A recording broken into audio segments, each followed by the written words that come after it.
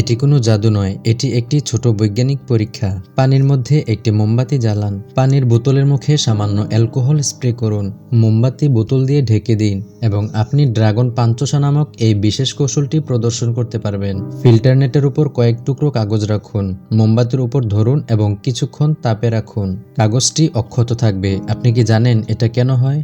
একটি কোকাকোলার বোতল ভালোভাবে ঝাঁকিয়ে নিন, তারপর 2 ঘন্টার জন্য ফ্রিজে রেখে দিন যেন কেউ না দেখে।